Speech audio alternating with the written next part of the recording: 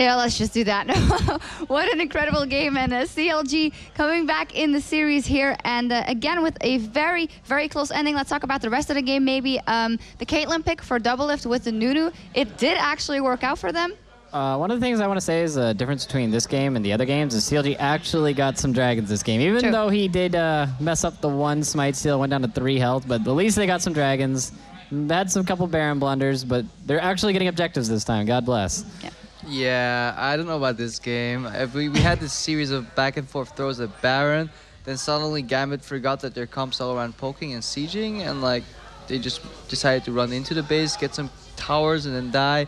It was sloppy. It was really solo queue. I feel like Gambit took their foot off the pedal and felt like they had this because the way they've been winning game 1 and 2 have been these really close fights in which they just get the narrow edge every time by just going super aggressive, but this time like they just went too hard, and I still stand by the fact that if they picked Mundo top, they had... Or Maokai even. Yeah, more of a Mundo because Maokai has a rough lane into the Rumble in hindsight, but like if they had a Mundo, they could do this crazy stuff, but in the end they would end up with a tank. Now they did this crazy stuff, and they ended up with a lot of squishy people, and at one point, they couldn't burst double lift anymore, and that's when you realize like, oh boy, we just threw it again too hard. Because if you can't touch double lift, then he's just gonna clean up one by one. All right, choose one moment that tilted the game. I'm just kidding. Let's actually take a look at the end phase of the game where CLG decides to push. Let's get that replay up on the screen. This time, it wasn't an even trade, and they knew they had it. All right, so this is actually a really sneaky play by Gambit. This could have worked out to trade 2 inhibitors because you saw how they set up the wards in the middle of the lane so they could see the people going. So they knew that nobody's going to interrupt them, but they forgot about the Rumble. So he's actually going to TP back in to stop them from porting back in to help. And of course, they have Nunu Caitlyn, which is like the god of destroying. Like, look at this, just taking out this tower, and they can't even walk to do anything. Like Janna can't do anything. Lissandra goes in. He has Merc Scimitar to cleanse the Lissandra ulti, and he has those Baron buff on the creeps as well at the same time. Yeah, they're just trying to base race Baron, and Rumble's just stopping the ports. This is like watching Trick2G stream or something like that. I don't know, man. This is pretty textbook play by CLG, but yeah, you look at it, you know.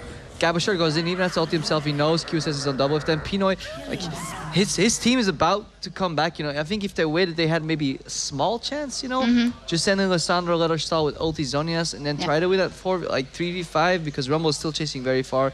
He can't close the gap. You have that very few seconds where you have Jace and Pinoy, but Pinoy, he basically Valkyried into the Syndra QE combo that actually was aimed at Lissandra, so...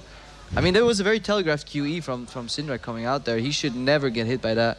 And this is just Gambit's over-eagerness, punishing him this game.